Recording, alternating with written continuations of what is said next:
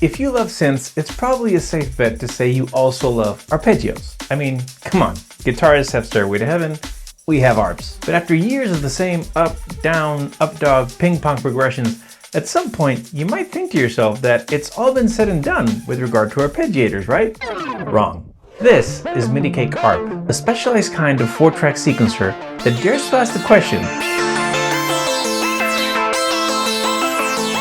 what if you could easily access pretty much all variations of chords known to man and make arpeggiation feel fresh again?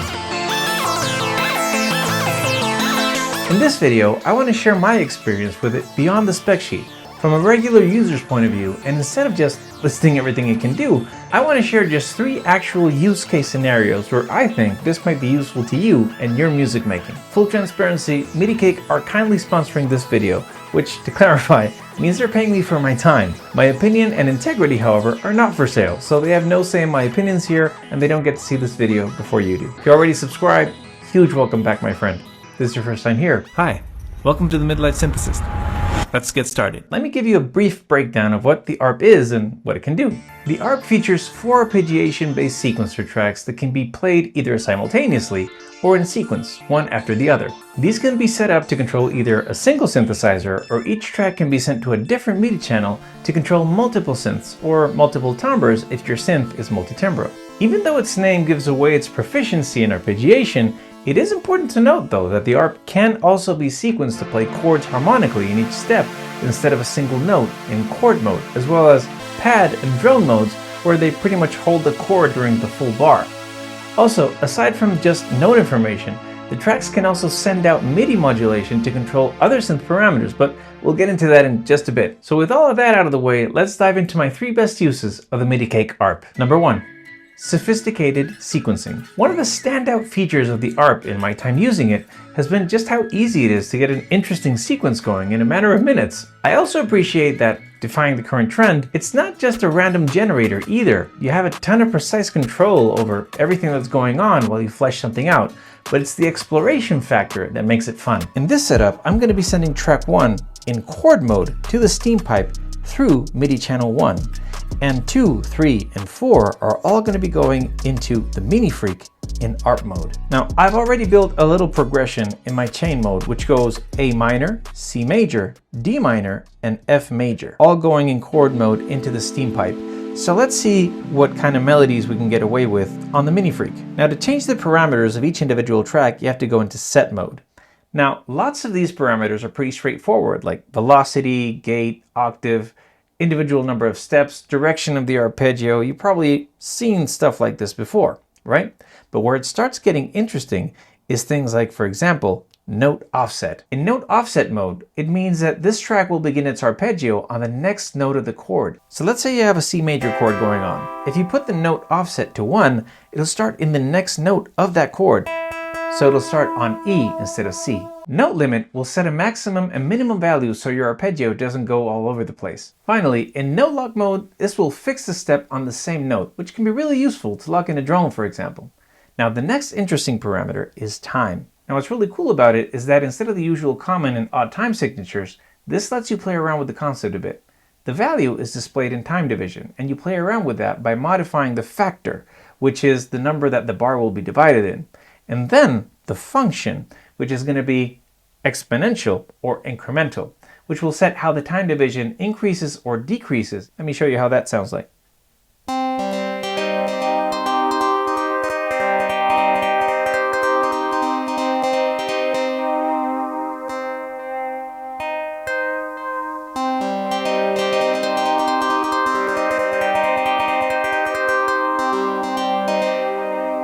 Next up is bounce, and this is one of my personal favorites because it lets you select more interesting movements of notes for the arpeggiator. What's cool about this is that you're not stuck with just the patterns that this offers you. You can also make your custom bounce patterns. So this really helps dial things in.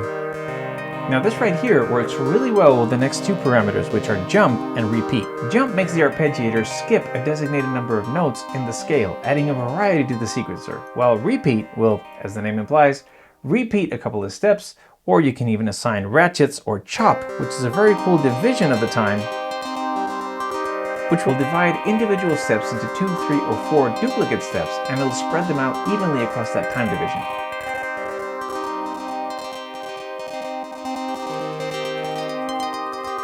Aside from that, you also get rhythm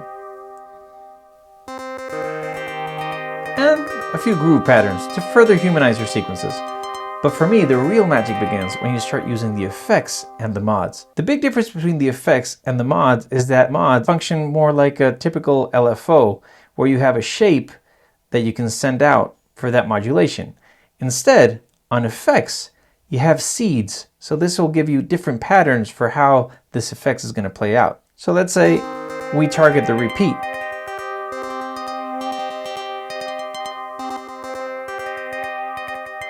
And in mod A, I'm going to fix the shape here, and I'm going to target the octave. Finally, in mod B, the note offset. And if you start doing that for each one of the tracks, you might end up with something like this.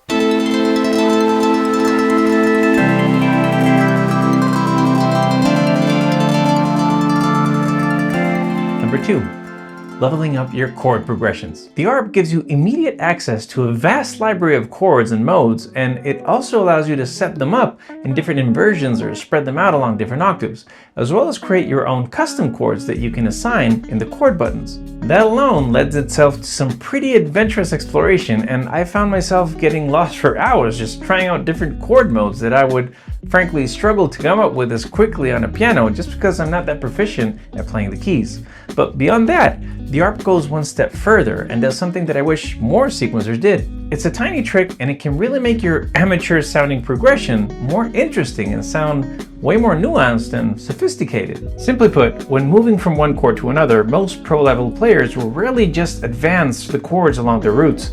Instead, they will often find ways to keep playing notes that the next chord in the progression shares with the previous chord. So for example, if I'm playing A minor and I want to move to C major, instead of moving the whole thing up and down, which sounds a bit, amateurish, I can just keep the C and the E where they are and move the A to the G. And now I'm in C major, second inversion.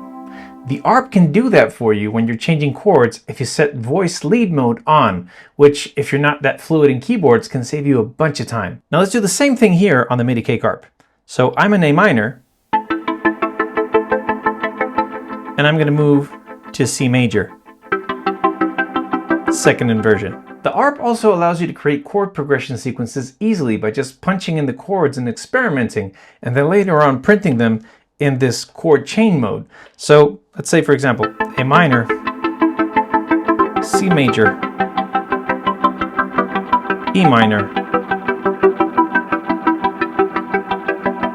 A sus4,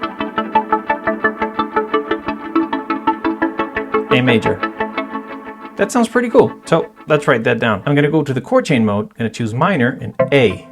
Next, it's already there, major, C, then major, F, and then sus4, A, and major, A. See, that's how easily you can just edit this thing out. Now what's really cool about this chord chain mode is that beside the note or the chords that you're going to be playing, you can also choose the position that that chord is going to be on, so you can spread it out over different octaves. And you can also set the length for the individual note. Finally, another thing that you can do in chain mode is that each one of these notes represents a different chain, so you can have up to 12 chains simultaneously. So now I'm in chain 4. If I go back to chain mode, I can go to chain 6. And what's very cool about this is that the system will do the switch at any point in time, and the ARP will determine the best way to make that transition, making it a very powerful live performance feature. Number 3, more hands-on control. Aside from sequencing notes, the ARP also makes for a nice kit of external parameter controls as well. This can be done by either assigning one of the 4 main macro knobs to the MIDI CC values that can control one or more of the 4 tracks, or also assigning a mod in each track to target a specific parameter on a synth to act as basically 4 extra LFOs. In this setup, I have my second macro knob assigned to the octave range of the Subsequent 37, so I can control it manually. I also have track 1's mod assigned to oscillator 1's wave shape as an LFO.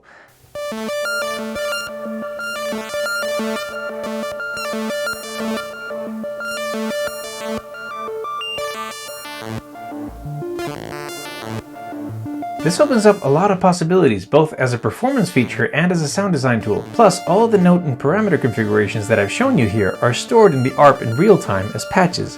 You have 16 banks of 12 patches each, so a total of 192 patches. So there's a ton of room to experiment here. As far as cons go, the ARP is not without its issues here and there, as is pretty common in these kind of MIDI devices that deal with this level of parameter weaving. On the hardware side, I feel it's important to note that all the macro knobs are stepped. This is important if you want to assign one of the macros to a filter cutoff CC, for example, as you will not be able to smoothly sweep it smoothly. You understand what I mean. Although step filtering can be used as a creative choice, I just thought this was important that you should know. On the software side of things, there were a few times where I was exploring chord changes by live playing them in on the buttons of the ARP itself, where the notes would shift in unexpected ways from one chord to another. And I don't mean unexpected like probability wise, but unexpected as they would kind of skip a beat or kind of rush the entrance. At least that's the best way I can describe it. The problem was usually solved by just using the chord chaining arranger, and then things would just play out normally, so maybe it was just me not nailing the button presses. The second issue I had was when I was assigning macros and mods to MIDI CC numbers, particularly when assigning track 1 CC number to the Subsequent 37 on number 51, which is the filter cutoff. The mod initially worked out fine as an LFO, but after activating the second sequencer track, it no longer worked and I was unable to regain control of the filter through the modulation. Maybe I stepped on a bug there, or maybe I just disabled the feature unknowingly, but I was unable to get it up and running again. But that does bring me to an important point regarding bugs and updates.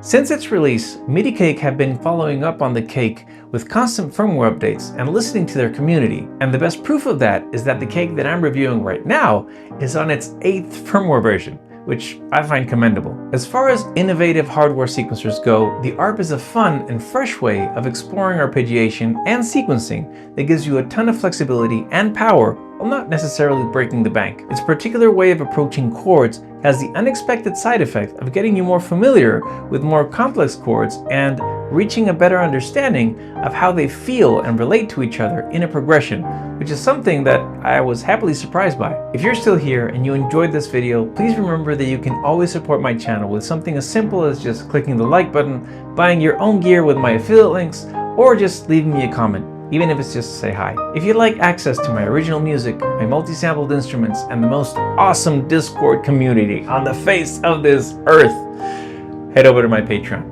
Everyone is welcome there. If you'd like to see my review of another very cool hardware sequencer, you might want to check out this video right here. As always, thank you so much for watching, and thank you to Midicake for making this happen.